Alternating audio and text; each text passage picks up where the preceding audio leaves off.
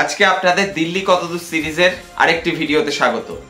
দীর্ঘ ৪৪ দিন ধরে যে নির্বাচন প্রক্রিয়া আমাদের দেশে চলেছে তার সমাপ্ত হয়েছে এবং এই ভিডিও যখন আমরা করছি তখন দেশের প্রায় অধিকাংশ যে সংস্থা যারা এক্সিট পোল করেন সেই সংস্থাগুলি তাদের এক্সিট পোল প্রকাশ করেছে।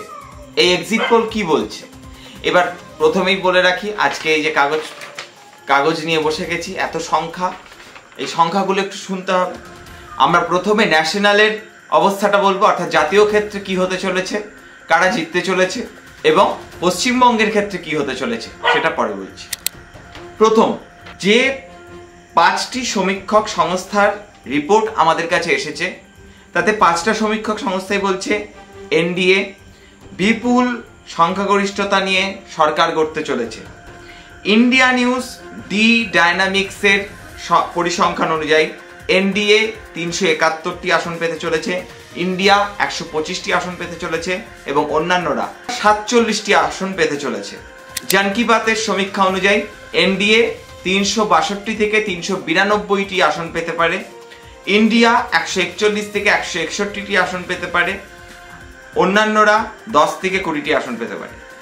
নিউজ নেশনের সমীক্ষা অনুযায়ী এনডিএ 342 থেকে 378টি আসন পেতে পারে, ইন্ডিয়া 153 থেকে 169টি আসন পেতে পারে, অন্যান্যরা 21 থেকে 23টি আসন পেতে পারে। রিপাবলিক ভারত ম্যাট্রিসের সমীক্ষা অনুযায়ী এনডিএ 353 থেকে 368টি আসন পেতে পারে, ইন্ডিয়া 118 থেকে 133টি আসন পেতে পারে, অন্যান্যরা 43 থেকে 48টি আসন পেতে পারে। সি ভোটারের সমীক্ষা অনুযায়ী এনডিএ 353 থেকে 383টি আসন পেতে পারে, ইন্ডিয়া 152 থেকে 182টি আসন পেতে পারে, অন্যান্যরা 4 থেকে 12টি আসন পেতে পারে। এই সমীক্ষাগুলির মধ্যে কোনোটাই এনডিএ কে 400 পার বা 400 দেয়নি, কিন্তু প্রায় 400-র কাছাকাছি হতে পারে এরকম অনেক সমীক্ষা ইঙ্গিত দিয়েছে। এবার একটা বিষয় পরিষ্কার, এখানে বলা হচ্ছে যে বিজেপি যে বেশ কিছু রাজ্যে প্রচুর আসন পেয়েছিল, প্রায় 10% আসন পেয়েছিল, সেখানে তাদের কিছু কমলেও তারা সেই কমতিটা মোকাবিলা করবে পশ্চিমবঙ্গ, ওড়িশা, তেলেঙ্গানা, তামিলনাড়ু এবং কেরল, এই 5টা রাজ্য থেকে। এবং 5টা রাজ্য থেকে এরা ঘাটতি মোকাবিলা করবে এবং ঘাটতি মোকাবিলা করেও কিছু অতিরিক্ত আসনও তারা 2019-এর তুলনায় পাবে, এটাই মনে করছেন এইসব সমীক্ষক সংস্থার সমীক্ষকরা। এবার অনেকেই ভাবছেন পশ্চিমবঙ্গে কি হতে পারে। পশ্চিমবঙ্গে আপনারা সকলে জানেন 2019 সালের লোকসভা নির্বাচনে পশ্চিমবঙ্গে 22টি আসনে জয়ী হয়েছিল তৃণমূল কংগ্রেস, 18টি আসনে জয়ী হয়েছিল বিজেপি এবং 2টি আসনে জিতেছিল কংগ্রেস। বামেরা কোনো আসনে খাতা খোলেনি। এবার যে 7টা সমীক্ষক সংস্থা পশ্চিমবঙ্গ নিয়ে ফিগার দিয়েছে তাতে 7টা সংস্থার মধ্যে কেবলমাত্র একটি সংস্থা তৃণমূলকে এগিয়ে রেখেছে, বাকি 6টা সংস্থাই বলেছে বিজেপি ন্যূনতম 20-র বেশি আসন পাবে। যে সংস্থাটা তৃণমূলকে এগিয়ে রেখেছে সেটা হলো পিপলস ইনসাইট প্লাস পোলস্ট্র্যাট। তারা বলছেন তৃণমূল 24টি আসন পেতে পারে, বিজেপি 17টি আসন পেতে পারে, বাম কংগ্রেস জোট 1টি আসন পেতে পারে।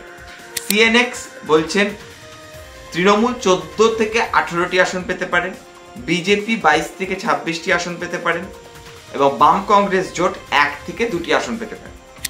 জন কি বাতের সমীক্ষা অনুযায়ী তৃণমূল 16 থেকে 18টি আসন পেতে পারে, বিজেপি 21 থেকে 26টি আসন পেতে পারে আর বাম কংগ্রেস জোট 0 থেকে 2টি আসন পেতে পারে। টুডেস চাণক্য তারা বলছে যে তৃণমূল 17টা আসন পেতে পারে, বিজেপি 24টা আসন পেতে পারে, বাম কংগ্রেস জোট 1টি আসন পেতে পারে।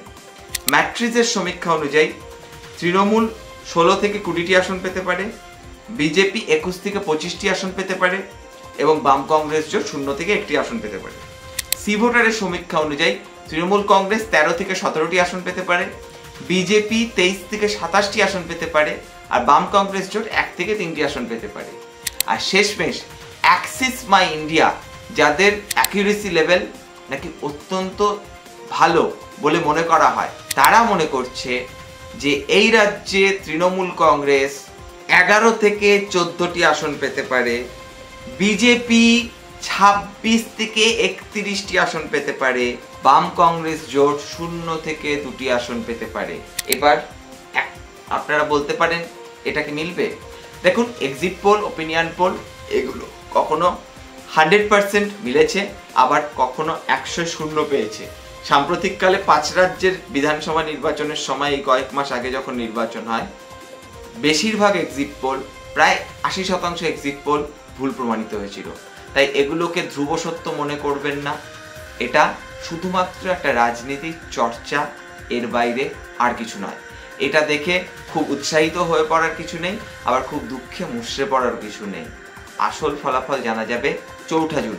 তবে একটা বিষয় আমি আজকে বলতে পারি পশ্চিমবঙ্গ নিয়ে, সেটা হলো পশ্চিমবঙ্গে এবারে বাম কংগ্রেস জোট, তাদের ভোট কতটা হবে সেটাই সব হিসেবকে ওলটপালট করে দিতে পারে।